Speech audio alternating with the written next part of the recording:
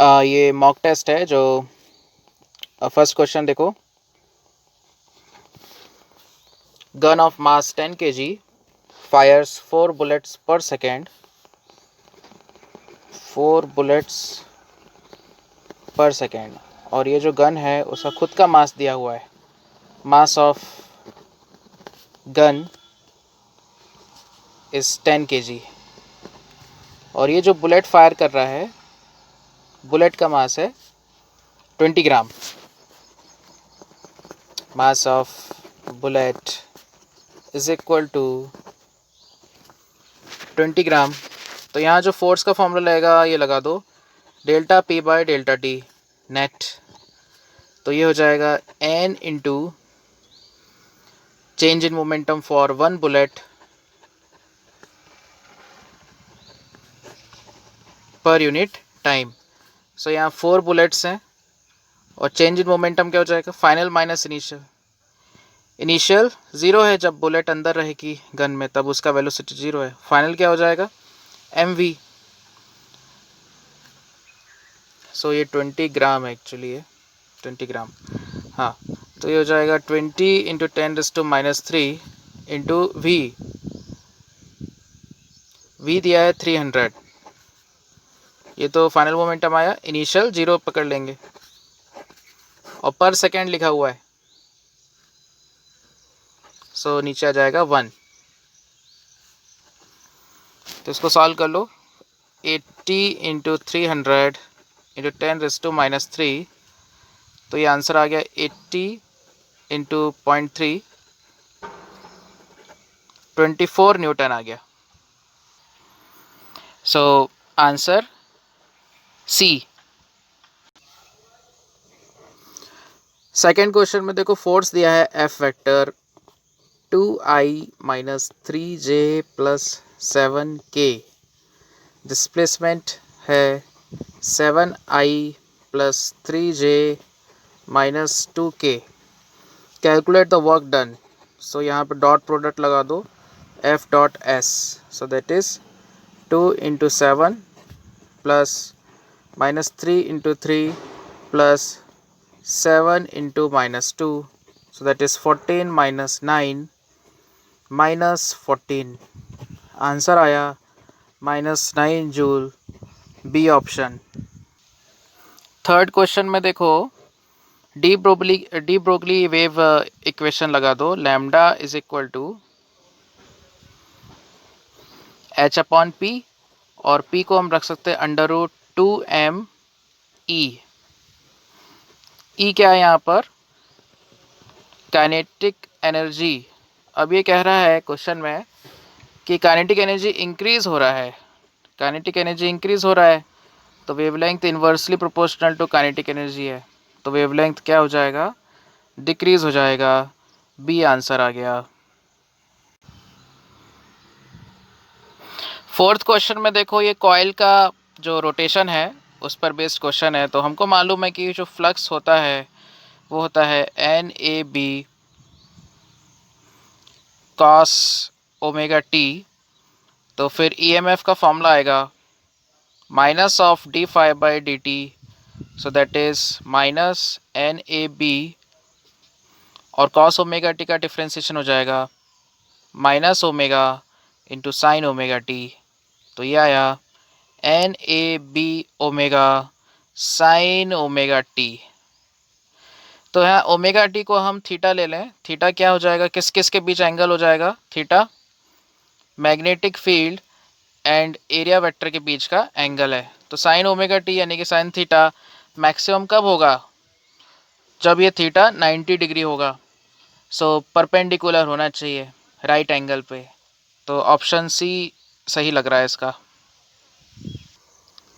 Fifth question में दिया है, देखो मास दिया है 3 kg, डिस्प्लेसमेंट दिया हुआ है t³/3। इसको डिफ्रेंशिएट करके पहले स्पीड निकाल लो और वर्क डन पूछा है तो चेंज इन काइनेटिक एनर्जी हम से करेंगे। तो स्पीड आ जाएगी ds/dt। सो ये हो जाएगा 1/3 इंटू 3t²। सो स्पीड आ गया t²। सो काइनेटिक एनर्जी कितना हो जाएगा, half mv²। So half 3t² का स्क्वायर, तो ये हो जाएगा 3/2 इंटू t⁴। अब वर्क डन का फॉर्मूला लगा दो, डेल्टा के ई। अब लिखा है कि फर्स्ट 2 सेकेंड्स, यानी कि kinetic energy at 2 second minus kinetic energy at 0 second. So answer आया देखो 3/2 into 2⁴ minus 3/2 into 0⁴। So answer आ जाएगा 3 into 8, so that is 24 joule. D option आ गया। 6th क्वेश्चन में देखो ऑर्बिटल वेलोसिटी की बात हो रही है। तो ऑर्बिटल वेलोसिटी का फॉर्मूला होता है, वैसे तो क्या होता है formula, v is equal to √G⁻M by r। r is the radius of orbit. तो नियर अर्थ सरफेस बोल रहा है, नियर अर्थ सरफेस के लिए जो रेडियस ऑफ ऑर्बिट हो जाएगा वो रेडियस ऑफ अर्थ हो जाएगा 6400 किलोमीटर, 6.4 इंटू 10⁶ मीटर। ये पुट कर दो इसमें। m क्या है, मास ऑफ अर्थ, या g इंटू एम को हम स्मॉल g इंटू r² भी रख सकते हैं। ठीक है, तो ये वैल्यू रखोगे तो इसका आंसर 8 आता है। तो ऑप्शन ए आ जाएगा, 8 किलोमीटर पर सेकेंड। 7th क्वेश्चन में देखो एक्सेलेरेशन निकालना है। तो दोनों के एक्सेलेरेशन सेम ही रहेंगे, 4 kg और 11 kg के। तो डायरेक्ट मैं इक्वेशन लगा देता हूँ। देखो 11 के लिए नीचे कौन सा फोर्स लगेगा, 11g, ऊपर कौन सा लगेगा, t, और ये 4 kg के लिए राइट की तरफ क्या लगेगा, t। तो हम लिखेंगे 11 kg के लिए क्या आ जाएगा, 11g minus t is equal to 11 into A. 4 kg के लिए क्या हो जाएगा, t is equal to 4 into A. दोनों को ऐड कर दो। So 11g is equal to 15a। So acceleration आ गया 11g बाय 15। इसको सॉल्व कर लेते हैं। तो देखो 11 इंटू 10 बाय 15, 22/3, ये हो जाएगा 7.3। अप्रॉक्सीमेटली इसका आंसर ए आ रहा है। 8th क्वेश्चन में देखो ये कोलिजन की वैसे तो टॉपिक है, इसमें रदरफोर्ड ने जो एक्सपेरिमेंट किया था उससे रिलेटेड है, बट गोल्ड की जगह यूरेनियम कोलाइड कर रहा है। तो इसमें एनर्जी कंजर्वेशन लगा दो, K initial plus U initial is equal to K final plus U final. तो के इनिशियल तो किस में होगा, अल्फा पार्टिकल में होगा, वो हमें दिया है 5 mega electron volt. You initial 0 हो जाएगा, के फाइनल 0 होगा, और यू फाइनल हो जाएगा के Q1 Q2 bye are. Are हो जाएगा डिस्टेंस ऑफ क्लोजेस्ट अप्रोच, जब दो पार्टिकल के बीच सबसे कम डिस्टेंस होती है। बिकॉज अल्फा पार्टिकल पहले स्पीड में आएगा, बट उसमें रिपल्सिव फोर्स लगेगा तो उसका स्पीड डिक्रीज होते होते 0 हो जाता है एक पॉइंट पर आके। तो क्लोजेस्ट अप्रोच होता है उस इंस्टेंट में। तो बस वैल्यू रख दो, Q1 की वैल्यू अल्फा पार्टिकल जो होता है 2e⁴ अब ये बात कर रहा है यूरेनियम। तो यूरेनियम का न्यूक्लियस का चार्ज कितना हो जाएगा, नंबर ऑफ प्रोटॉन्स होते हैं 92 और इंटू ई। तो Q2 की वैल्यू ये रख देना। और मेगा इलेक्ट्रॉन वोल्ट कितना होता है, 1 MeV होता है। मेगा कितना होता है, 10⁻6, और 1 इलेक्ट्रॉन वोल्ट क्या होता है, 1.6 इंटू 10⁻⁻19 जूल। ठीक है, ये वैल्यू रख दो। तो ये कैलकुलेट करने के बाद ये सी ऑप्शन आना चाहिए, 10⁻12 सेंटीमीटर इसका आंसर आता है। 9th क्वेश्चन में ये कह रहा है कि प्रेस बायोपिक पेशेंट है, नियर पॉइंट 30 है, फार पॉइंट 40 है। अब वो पर्सन को कौन सा लेंस चाहिए, पावर क्या होना चाहिए, ये पूछा है। टू सी डिस्टेंट ऑब्जेक्ट्स, तो पहली चीज़ नॉर्मल आई जो होती है उसका डिस्टेंट ऑब्जेक्ट कहाँ तक वो देख पाता है, फार पॉइंट इन्फिनिटी होता है। Far point for normal I is infinity. But ये जो डिफेक्टिव आई है इसका फार पॉइंट क्या है, क्वेश्चन में दिया हुआ है 40 सेंटीमीटर। ठीक है, तो नियर पॉइंट का लेना देना नहीं है इस क्वेश्चन में, क्योंकि जो करेक्टिंग लेंस है वो डिस्टेंट ऑब्जेक्ट देखने के लिए, तो हम फार पॉइंट ही कंसिडर करेंगे। तो मैं थोड़ा सा डिटेल में बता देता हूँ। देखो जैसे कि ये आई है, ये इसका रेटिना हो गया, स्क्रीन, और ये हो गया आई लेंस। सो 40 सेंटीमीटर में अगर कोई ऑब्जेक्ट है तो उसकी इमेज बन रही है रेटिना में। तो पहले तो मैं एक इक्वेशन लिख देता हूँ, देखो ध्यान से। 1/f(e), ई क्या है, एफ ई, आई लेंस का focal length, is equal to 1/v minus 1/u। So v क्या हो जाएगा, x, u हो जाएगा -40। अब ध्यान रखो, ये जो लेंस है अगर वो दूर का नहीं देख पा रहा है, इसका मतलब उसका डाइवर्जिंग कैपेसिटी कम हो गई है। ठीक है, उसको डाइवर्ज करना चाहिए था। देखो मैं डिफेक्टिव आई की अगर बात करूं तो ये डिफेक्टिव आई है।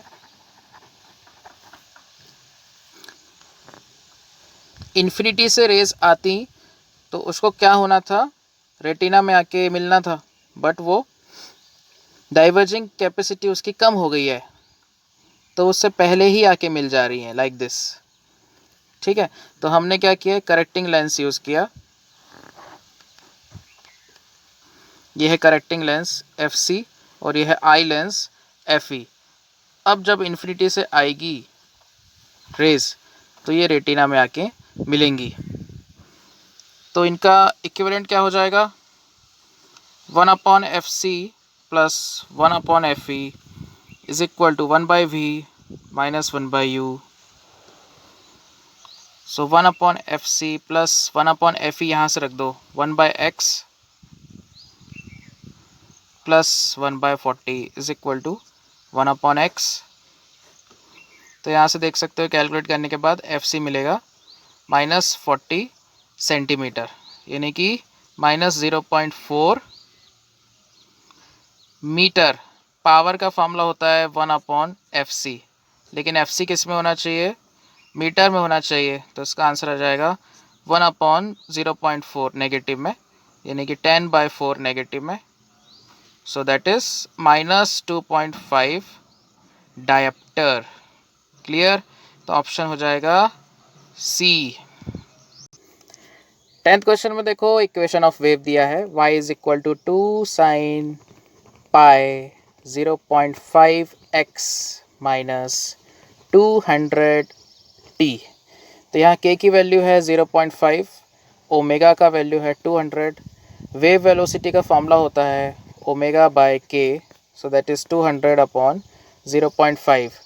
ठीक है, k की जो यूनिट है क्वेश्चन में लिखा है, k की यूनिट हो जाएगा पर सेंटीमीटर, बिकॉज x सेंटीमीटर में है, और ओमेगा का यूनिट है हर्ट्स, रेडियन पर सेकेंड में आ जाएगा, रेडियन पर सेकेंड। तो ये जो वेव स्पीड आएगी ये सेंटीमीटर पर सेकेंड में आएगा, तो यानी कि 2/0.5 मीटर पर सेकेंड, तो हो जाएगा 4 मीटर पर सेकेंड या 400 सेंटीमीटर पर सेकेंड। तो ऑप्शन आ गया डी। इसमें यंग्स मॉडुलस में जो हमारा एक फॉर्मूला है energy, so potential energy upon volume, इसका फॉर्मूला होता है half into stress into strain. अब स्ट्रेन दिया हुआ है 1%, यानी कि 1/100, 0.01। और स्ट्रेस के बारे में कुछ नहीं कह रहा है, हम स्ट्रेस निकाल सकते हैं, y इंटू स्ट्रेन, और y है 9 इंटू 10⁻11, और स्ट्रेन दिया हुआ है अपन ने फाइंड किया 0.01, से आ जाएगा 9 इंटू 10⁻9 न्यूटन पर मीटर स्क्वायर। या स्ट्रेस, इन दोनों को अब यहाँ मैं पुट कर देता हूँ, तो एनर्जी अपॉन वॉल्यूम आ जाएगा, energy by volume is equal to half into stress which is 9 into 10⁻9 into strain which is 10⁻², 4.5 into 10⁻7 joule पर मीटर क्यूब। सो बी आ गया इसका आंसर। 12th क्वेश्चन में एक फॉर्मूला होता है, देखो change in surface energy upon change in surface area is equal to surface tension। ये फॉर्मूला लगा दो यहाँ, ठीक है। तो रेडियस को क्या कर रहे हैं, डबल कर रहे हैं, तो फाइनल एरिया क्या आ जाएगा, और ये सोप बबल है तो 2 से ही मल्टीप्लाई करना पड़ेगा क्योंकि 2 सरफेस हो जाती हैं। सो 2 इंटू 4 पाई 2r का होल स्क्वायर, और A1 तो वही है 4 pi r square. So delta A कितना आ गया, देखो ये 4 into 4 16 into 2 32 pi R square minus 4 pi R square 28 pi R square. So surface energy को मैं डेल्टा यू, उसका जो चेंज है उसको डेल्टा यू से लिख देता हूँ, तो वो हो जाएगा सरफेस टेंशन को इसने टी से लिया है into delta A which is 28 pi R square.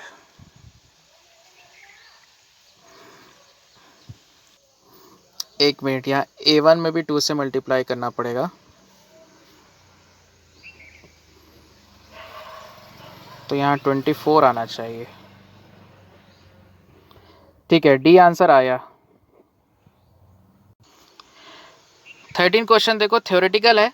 इसमें लिखा है कि सोप बबल का जो शेप होता है वो स्फेरिकल क्यों होता है, तो minimum surface area spherical shape का ही होता है, ठीक है। तो इसका मेरे हिसाब से तो डी होना चाहिए, because of elastic property of the film, it will tend to shrink to as small area as possible। 14 question में देखो फॉर्मूला है time is equal to 2 pi under root L upon G.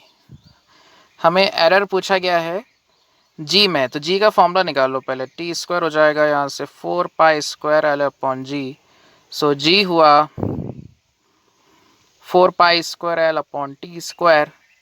So delta G by G is equal to delta L upon L plus 2 times delta T by T. अब मैं इसमें area put, ये जो error है question में error दिए हुए हैं वो मैं पुट कर देता हूँ। सो डेल्टा एल है 0.1 सेंटीमीटर, एल की वैल्यू है 10, डेल्टा टी है 0.02 और टी दिया है 0.5। ये कैलकुलेट कर लो और उसको बाद 100 से मल्टीप्लाई कर देना तो परसेंटेज एरर आ जाएगा। तो देखो ये है 10 के पावर -2 प्लस 8 इंटू 10⁻², तो यह आ जाएगा 9 इंटू 10⁻²। 100 से मल्टीप्लाई कर दोगे तो आंसर आ जाएगा 9%, ठीक है। बी ऑप्शन सही है इसका। 15 क्वेश्चन वो सर्कुलर मोशन का है जो अनबैंक्ड रोड में स्कीडिंग होती है कार की। तो जैसे सर्कुलर मोशन की अपन बात करें तो बाहर की तरफ कौन सा फोर्स लगता है, mr⍵², और स्कीडिंग होने से कौन रोकता है, फ्रिक्शन। तो फ्रिक्शन के मैक्सिमम वैल्यू रख देते हैं ताकि मैक्सिमम सेफ स्पीड आ जाए।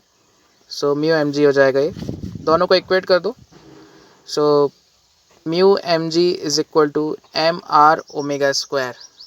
तो इसने स्पीड पूछा है तो हम यहाँ mv²/r रख देते हैं, mm कैंसिल तो v आ जाएगा अंडर रूट म्यू आर जी।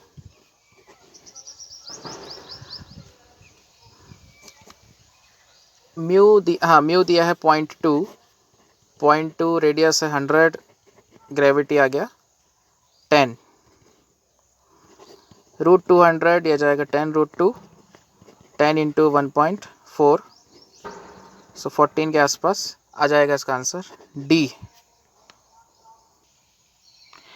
16 क्वेश्चन में देखो ये थर्मल एक्सपेंशन और कॉन्ट्रैक्शन का क्वेश्चन है, थर्मल प्रॉपर्टीज ऑफ मैटर में मिलेगा। सो डेल्टा एल का फॉर्मूला होता है alpha L1 delta T. Alpha दिया हुआ है 11 इंटू 10⁻⁻6,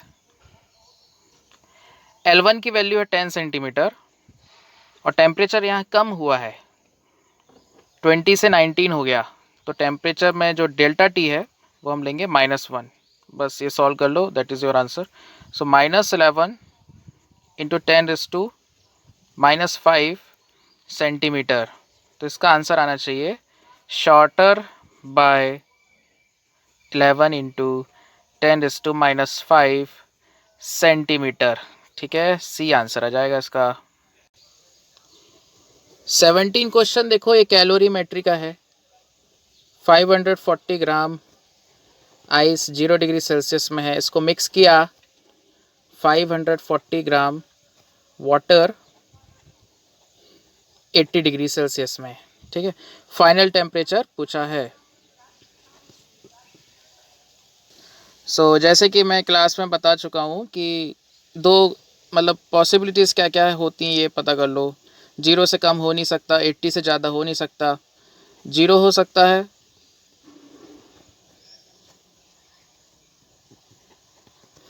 या फिर 80 से नीचे 0 से ज़्यादा।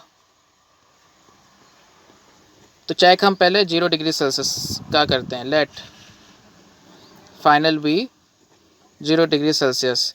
तो आइस तो पहले से ही 0 पर है, और फाइनल भी अगर वो 0 है तो वो मेल्ट हो जाएगा। ठीक है, कुछ उसमें से मेल्ट हो जाएगा, और वो हीट जो गेन करेगा वो कहाँ से मिलेगा, जो वाटर ने लूज़ किया है 80 से 0 आने में। सो हीट लॉस बाय वाटर निकाल लो।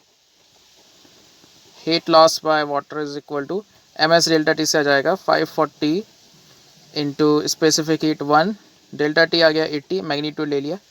अब मान लो कि let m gram ice melts, तो m into L is equal to 540 into 80।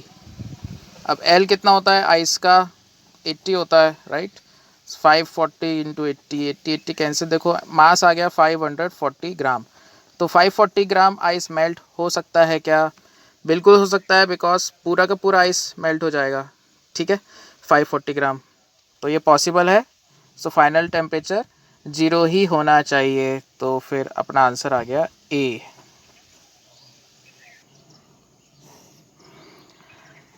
Eighteen का आंसर जो है थर्मोपाइल है उसका आंसर। ठीक है, तो उसका डी हो जाएगा आंसर। 19 का ए हो जाएगा, वीन्स लॉ है वो, डायरेक्ट फॉर्मूला। ये 20th क्वेश्चन में देखो, ये वीन्स लॉ का फॉर्मूला लग जाएगा। Lambda corresponding to maximum intensity into surface temperature is constant. तो ए में सबसे ज़्यादा इंटेंसिटी कौन से कलर की है? रेड। बी से सबसे ज़्यादा इंटेंसिटी ब्लू का है, और सी में सबसे ज़्यादा इंटेंसिटी येलो का है। अब इनमें देख लो वेवलेंथ किसकी ज़्यादा है? रेड की सबसे ज़्यादा होती है, तो सबसे कम टेम्परेचर इसका हो जाएगा ए का। उसके बाद सबसे ज़्यादा वेवलेंथ सबसे कम वेवलेंथ किसकी है? ब्लू की। तो सबसे ज़्यादा टेम्परेचर हो जाएगा ब्लू का, और येलो आ जाएगा बीच में। समझ आ गया? तो उस हिसाब से B is maximum, C is intermediate, तो आंसर आ जाएगा इसका सी।